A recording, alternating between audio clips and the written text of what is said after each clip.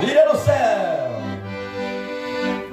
O dueto pai e filho canta agora a sua história. Como é bom ter em memória os benefícios de Deus.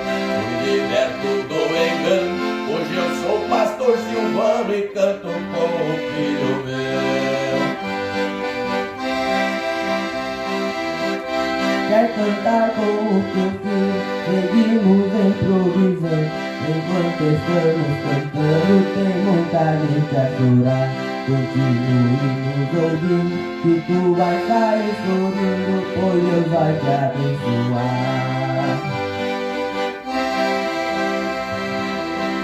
E abençoado por Deus, vencerás o inimigo. Como é bom estar contigo, benção que o Senhor me deu. Vamos direto ao assunto. Estevão, eu te pergunto, como conheceu a Deus? Nascido no lar cristão, te acompanhei muito tempo no culto de ensinamento do Evangelho da Cruz.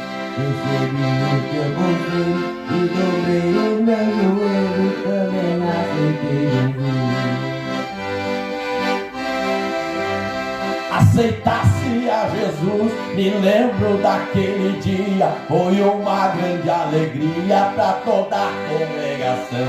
Prossiga na caminhada, e no fim desta jornada tu terás um galardão.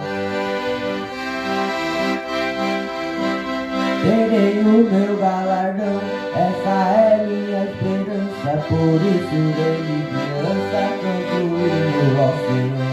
O acordeão vai soar, vamos evangelizando através desse louvor. A obra de evangelismo é falar de boas novas, mesmo passando por prova, serviremos ao Senhor. Fui doente, fui perdido, mas Jesus, meu grande amigo, me salvou por seu amor.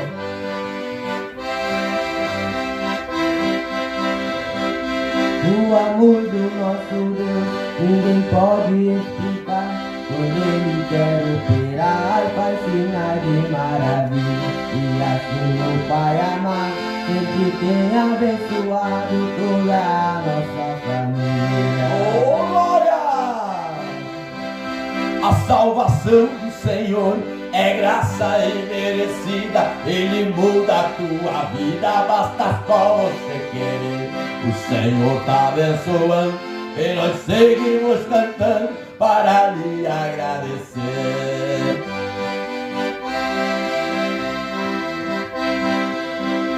Louvar a Deus no improviso é algo muito especial.